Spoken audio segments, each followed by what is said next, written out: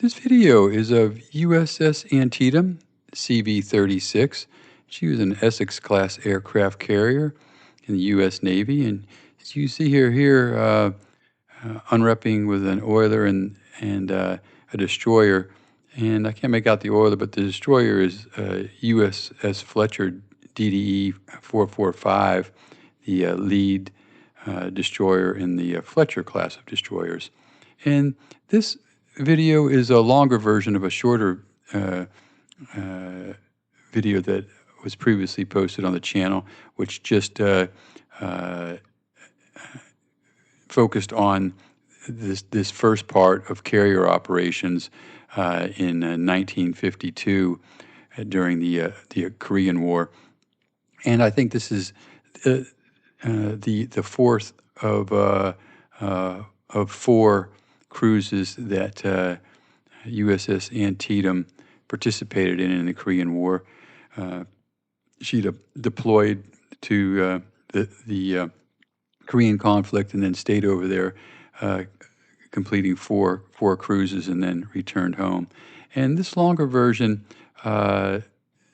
details this first part of flight operations with you see there an AD-4 Skyraider, and then you also see some F9F Panthers and F4U-4 Corsairs. There's a Corsair right there, being launched and recovered.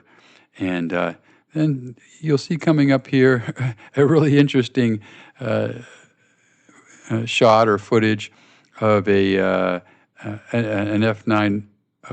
F9F Panther landing, and when it hits the arresting cable, one of its 5-inch rockets, which must have been left over from its combat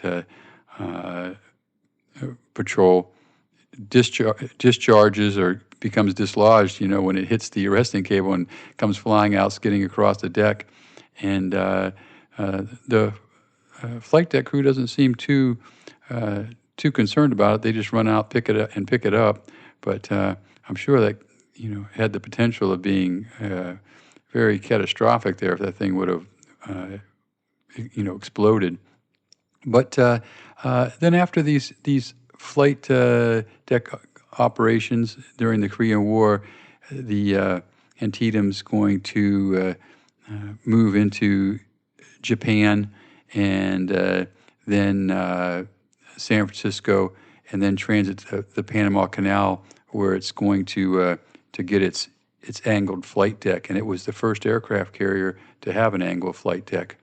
And here's the footage right here of that F9F Panther coming in, and you see that 5-inch rocket just come shooting out of there. It just must have been hanging, and when it hit that arresting cable, it dislodged it. But you see the flight deck crew just running out and grabbing it. I'd love to hear your comments on that. But the Antietam was built at the end of World War II and never saw any action in World War II. And soon after the war, in 1949, she was decommissioned. And then when the hostilities escalated on the Korean Peninsula, she was taken out of their reserve fleet and began reactivation preparations on the 6th of December in 1950, and then went back into commission on the 17th of January 1951. And then she conducted carrier shakedown training and carrier qualifications along the California coast, first out of Alameda and then out of San Diego. And then she made one voyage to Pearl Harbor and then back to San Diego in July and August of 1951 before departing in September for the Far East in Korea, where she remained, like I said, doing 4 combat cruises there in Korea. And then in March of 1952, she came back to the United States and then was briefly put into the reserve fleet, and when she was reactivated in August of 1952, and then transited the Panama Canal, which you'll see in this film, and headed to the New York Naval Shipyard for that conversion for the angled flight deck. But yeah, just a great look here. Like I say at the beginning here, with combat flight operations during the Korean War in 1952 with Carrier Air Wing 15, and I can make out Squadron VC-35 with the NR on their tail, and Squadron VC-11 with the ND on their tail. And yeah, I'd love to hear your comments, and hope you enjoy this look at USS Antietam CV-36 during the Korean War, and then her transit back to the States, and then transit through the Panama Canal to the New York Naval Shipyard for conversion.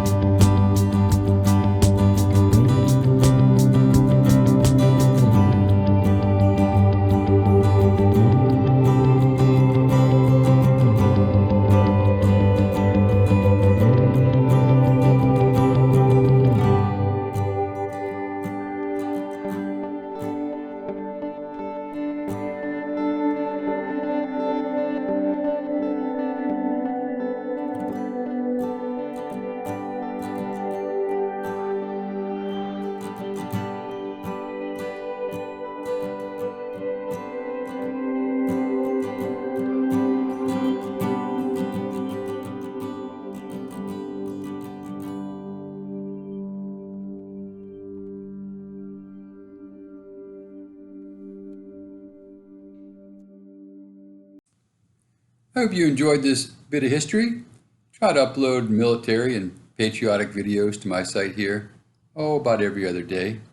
And if you're interested in a good read, check out my books at www.edsemler.com.